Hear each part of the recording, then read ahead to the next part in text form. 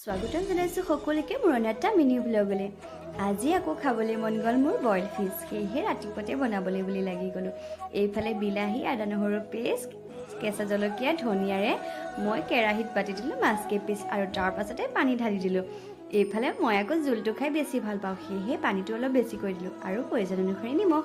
এইফালে সিজিবলৈ দি মই বাকী কামবোৰ কৰি গ'লোঁ আৰু ইয়াত মোৰ তৰকাৰী হৈ গ'ল আৰু ময়ো লৰালৰিকৈ বুলি ভাতটো বাঢ়ি খাই ডিউটিলৈ বুলি গ'লোঁ।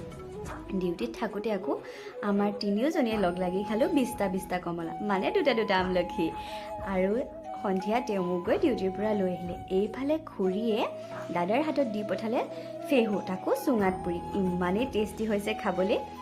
আৰু খাই লৈ উঠি আমি আজি বিশেষ একোৱেই নবনালোঁ, কাৰণটো হৈছে শাহু মায়ে আজি হাঁহৰ মাংস অলপ বনাই দি পঠাইছিলে, তাকেই খাবলৈ বুলি দুয়োজনে উলিয়াই ল'লোঁ। আজিলৈ ইমানেই, আকৌ লগ পাম পিছৰ মিনি ব্লগ।